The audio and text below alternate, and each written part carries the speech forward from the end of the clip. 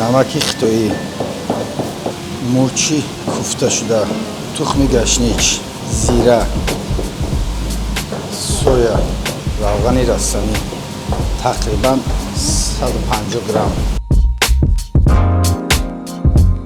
Анакоиро гирифта 20 дақиқа ба мегнем мемонем ина.